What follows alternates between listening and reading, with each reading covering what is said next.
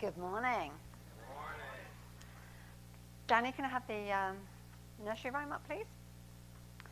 So this is a very old nursery rhyme that I don't know whether the Americans are familiar with, but what would happen if we actually bought into this and got programmed around it? So Monday's child is fair of face, Tuesday's child is full of grace, Wednesday's child is full of woe, but Thursday's child has far to go. Friday's child is loving and forgiving, Saturday's child works hard for his living, and the child that is born on the Sabbath day is bonny and blithe and good and gay. So now we know how that happens.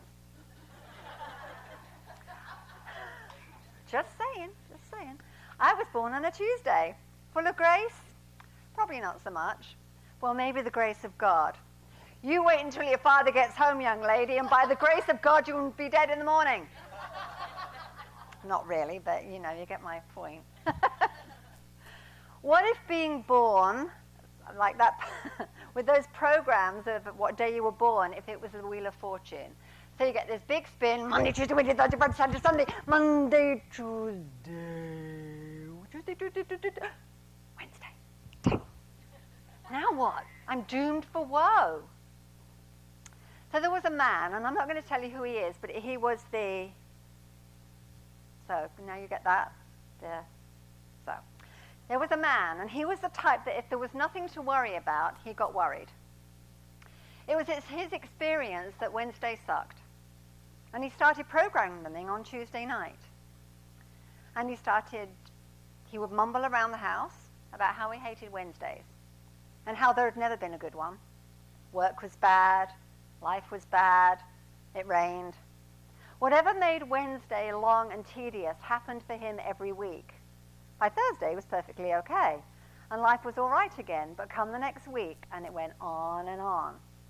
And it didn't matter about the changes that he made in his life or his job or his marriage or even the country. Wherever he went, there he was, hating Wednesday. And incidentally, he was born on a Tuesday, Central Time, but maybe 11:59 p.m., or on the cusp of Wednesday in another time zone. I don't know.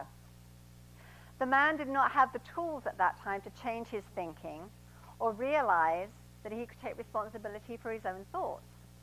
So his pattern continued, and may still continue for all I know, but I don't care. We call Wednesday hump day, which is fine if you're a camel. But what if we rewound and call it bridge day, a day when we would reach the highest point, take in the beautiful view, and coast happily into the weekend? The journey would then be so much fun and anticipatory, and Wednesday could be the highlight of the week. Danny, can I have Snoopy up, please? So how many people do you know, can you see? Okay. This is my depressed stance. I mean, when you're depressed, it makes a lot of difference how you stand, because the worst thing you can do is straighten up and hold your head high, because then you'll start to feel better. If you're going to get any joy out of being depressed, you have to stand like this. And you try it. I love my life. I'm full of joy. You ain't got nothing on me. Nobody in Unity, of course, is like that. But surprisingly, there are folks out there who just don't realize how fabulous life is, and that there's always a bright side to life, even after the darkest storm.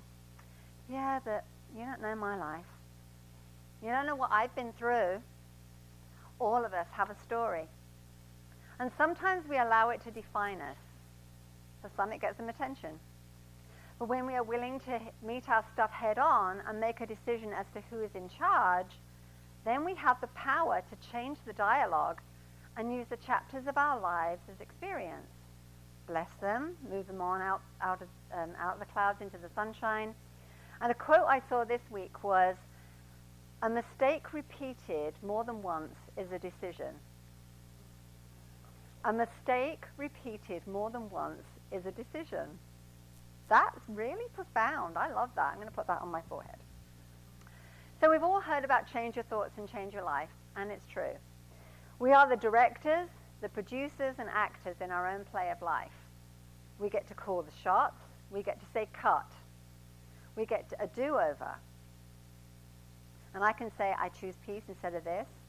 I get to ask myself a lot. Do I want to be right? Or do I want to be happy? I want both, but I'm learning that it's not always to be right is a good decision. So everyone has their stories, their experiences, the joys, the grief, sad and happy. We've all fallen down, and some have never got up. For me, Christopher Reeve was a stellar example. He never gave up. He always believed and innately knew that his cure was a moment away. Like Moses, he never got to see his promised land, but he pioneered a way so that others would someday be able to realize his dream. And that's a whole nother talk coming soon. I can wake up in the morning and just be miserable if I choose. Oh, darn. It's another day in Florida. The sun's shining. I've got coffee. The birds are singing. I'm going to go and eat worms because I'm tired. So tired. Conversely, I am so grateful. I have a brand new baby day to play in, and with curiosity, I can dance into my life. So do you all know the story of Pollyanna? Have you seen the film?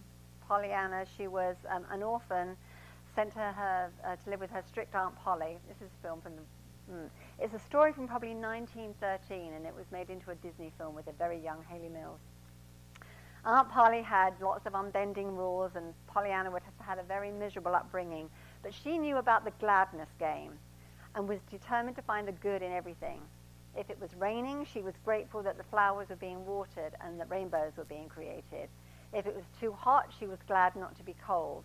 And she had a knack of being able to connect to people on a level that they'd not considered before.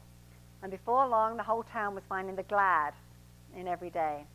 Aren't you glad just to be alive, Auntie? And soon Auntie, instead of smacking her around, grew to love Pollyanna and know the glad in herself. It's an old film, but it's fun. We get to choose slumpy and downhearted, or proud and resolute and happy. It's up to us. So we stand up and start to feel the joy flow. Now, I know it's nearly May, but New Year's resolutions, I think we all make them in one form or another, whether it be for your weight, fitness, smoking.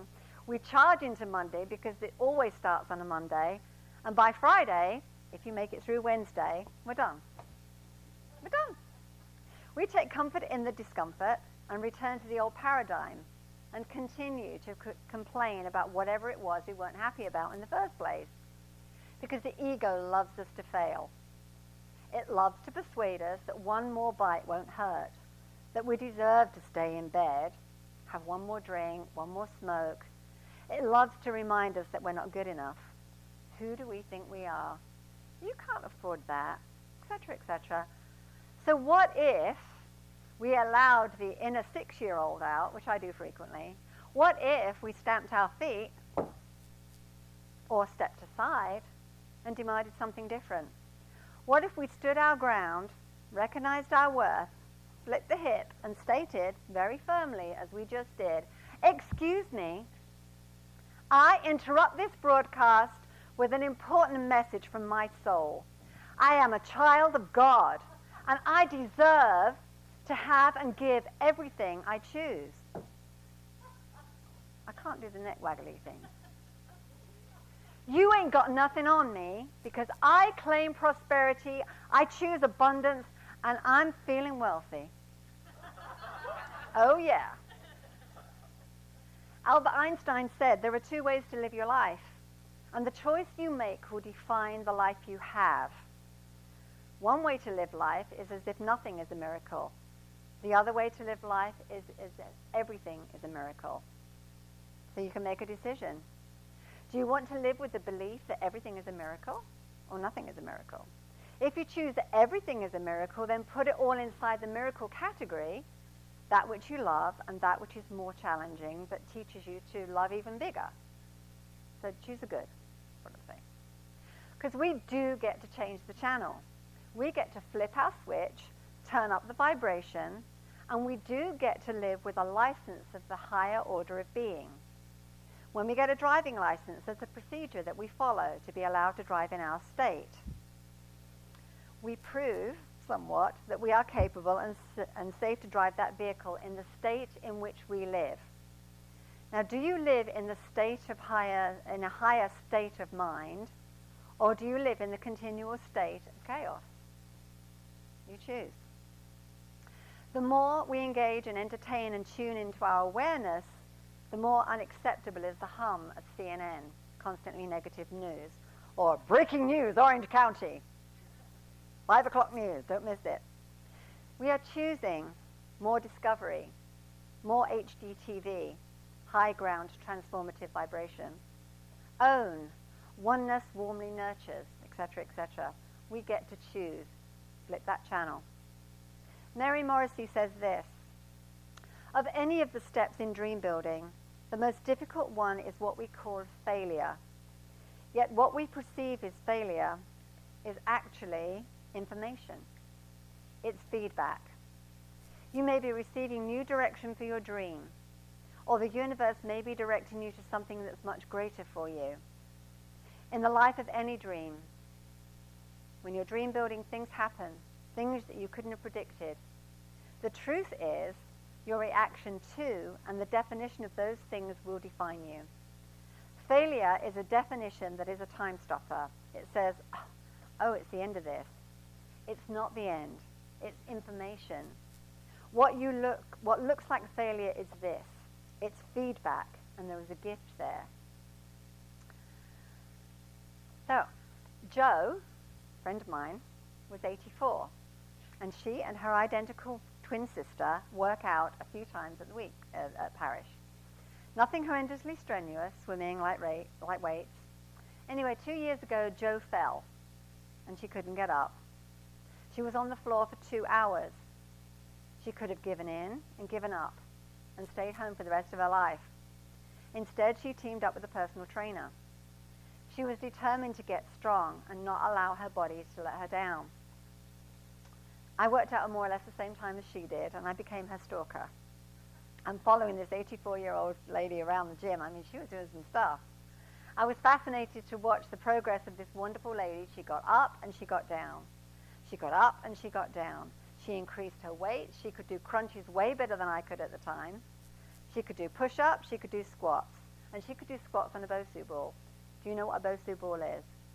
It's a semicircle, and it's soft on one side and hard on the other. So she would turn it over so that the soft side was on the bottom, and she would clamber on the top flat bit, and she would be wobbly, wobbly, wobbly. And her trainer held her, and she did squats. And she did squats. And she did loads and loads of squats. And eventually she could do them on her own. She could get up on that Bosu by herself and do her squats. I was impressed.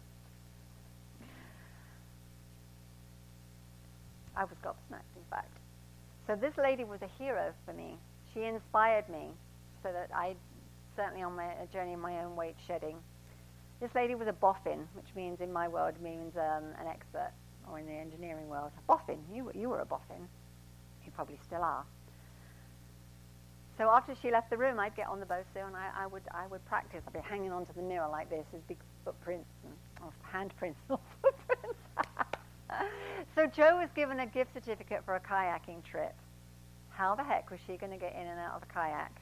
It's wobbly for anyone. And it became Jo's dream to get in that kayak and see the river and the wildlife. Again, her trainer set up a course that mocked getting in and out of a kayak.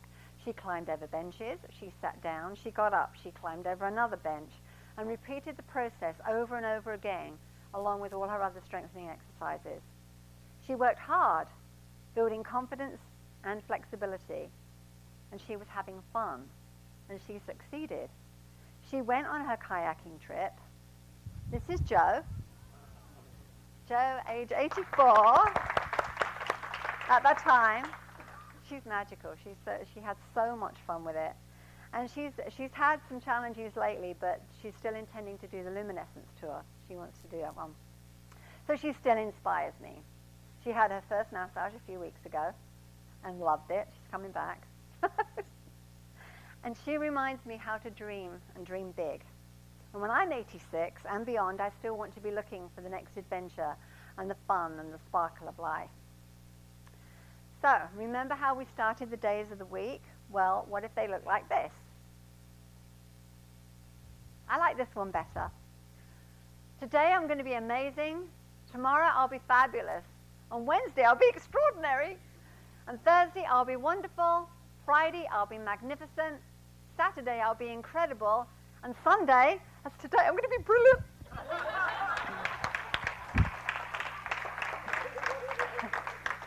And I'm going to put this on the Facebook page if you would like to do it and stick it on your mirror or your forehead. So go, be amazing, fabulous, extraordinary, wonderful, magnificent, incredible, and brilliant, because it's a glad life. Thank you.